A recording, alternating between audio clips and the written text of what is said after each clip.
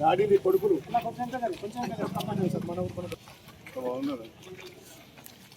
రాములు ఎన్ని రోజులా పైసలు నేను వేయించు కదా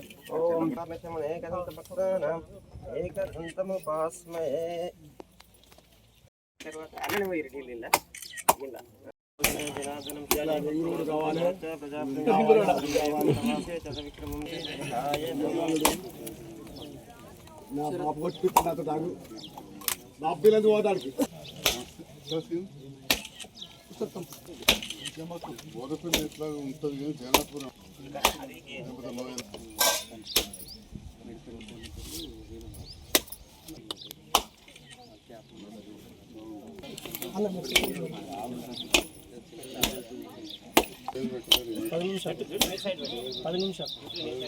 పది నిమిషాలు అలా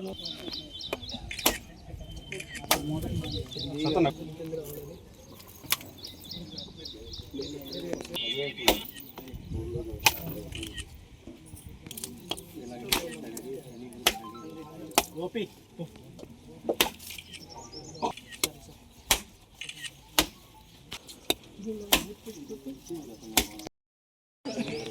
తిరుపతి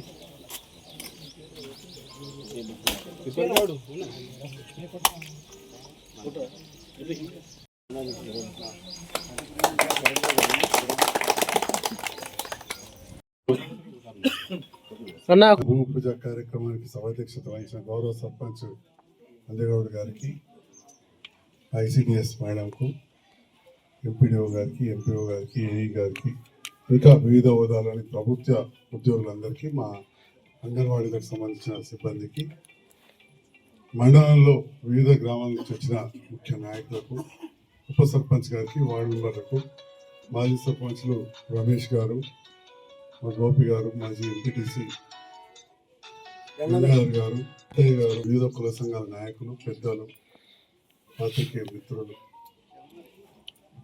ఉపాధ్యాయులు అందరు కూడా పేరు పేరు నమస్కారం. నేటి బాలురే రేపటి పౌరులు అంటారు. చిన్నప్పటి నుంచి ఆరోగ్యంగా ఉంటూ బాగా చదువుకున్నప్పుడే పిల్లలు ముందు తరాలు వారు పెరిగిన తర్వాత బాగుతారు.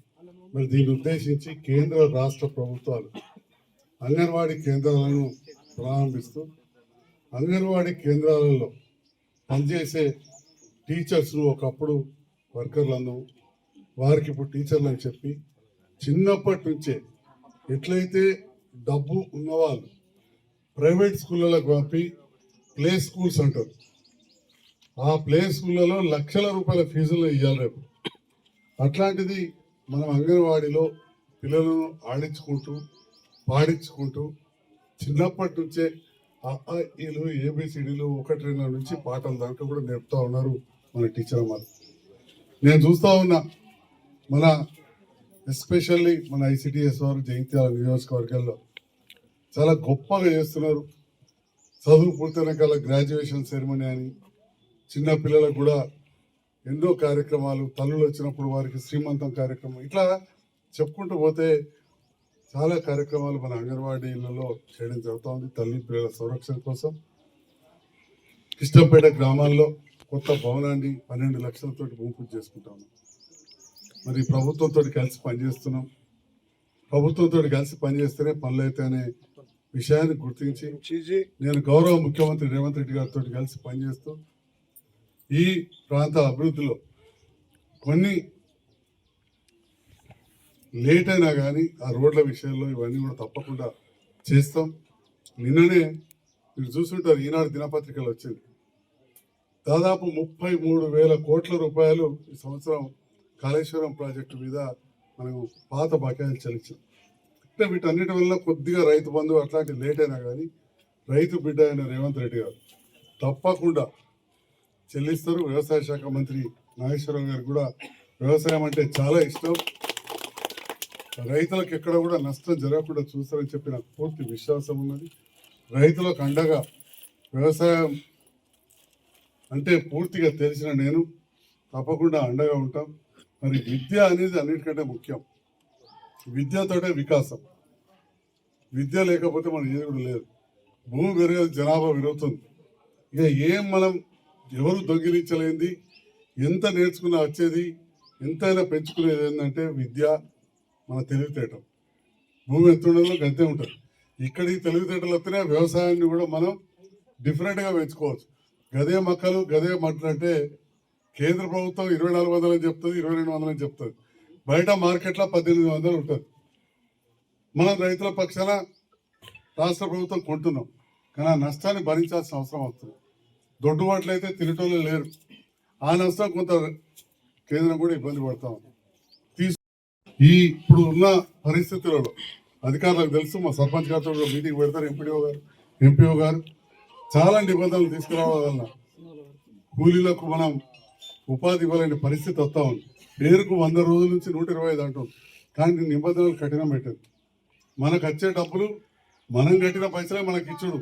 ఈజీఎస్ ఇచ్చినా లేదా అమ్మ ఆదర్శ పాఠశాలకు ఇచ్చినా, ఇంకా ఏ పథకానికని ఇవ్వండి, మధ్యాహ్న భోజనం పథకానికి ఇచ్చినా, పల్లె దవాఖానకి ఇచ్చినా, ఏది ఇచ్చినా మన రాష్ట్రం నుంచి మనం కట్టే పన్నులో 40 పైసలే ఇస్తుంది. మిగతాది దేశంకే వాడుతున్నారు.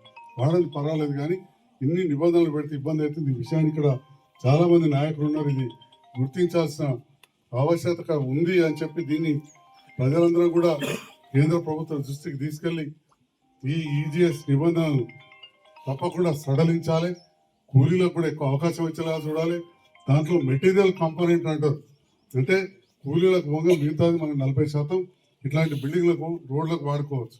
వాటిలో చాలా నిబంధనలు పెడుతున్నాం.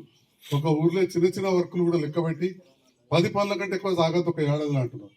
ఇప్పుడు దాని మీద 20 అంటారు. అంటే చిన్న చిన్నవి కూడా ఉంటాయి. అవన్నీ కొంత తొలగించాల్సిన అవసరం ఉంది. ఎంపీఓ గారు ఇది ఇక్కడ ఒక ఊరు విషయం కాదు, అర్జెంటుగా మొత్తం 32 గ్రామాల సర్పంచ్లను ఉప సర్పంచ్లు పిలుచుకొని సెక్రటరీలు కూర్చోబెట్టుకొని, మరి కేంద్ర ప్రభుత్వం మీద గౌరవ ముఖ్యమంత్రి గారు మాట్లాడతారు, మన సీతక్క గారు మాట్లాడతారు. కానీ ఇక్కడ పరిస్థితుల్లో, ఇప్పుడున్న పరిస్థితుల్లో నిబంధనలకు అనుగుణంగా మన వర్కులు అయితే పనులు అయితే ముందరికి సాగే విధంగా చూడాలి. మండల మీటింగ్, అతిపెద్ద మండలాలు నాకు 2 పెద్ద మండలాలు, జగిత్యాల్, రాయకల్, ఆ తర్వాత 3 చిన్న మండలాలు ఉన్నాయి. అక్కడ కూడా చెప్పినాను, మీరు ప్రత్యేకమైన దృష్టి పెట్టాలి. ఒక్కొక్క రోజు ఇంపార్టెంట్, ఎందుకంటే మార్చ్ ఎండింగ్ వస్తుంది, మళ్ళీ ఈ ఇయర్ ఈ బడ్జెట్ అయిపోయింది అంటారు. కాబట్టి వీలైతే ఈ రోజా రేపా మీటింగ్ పెట్టుకోవాల్సిందే కోరుతాను. Thank you.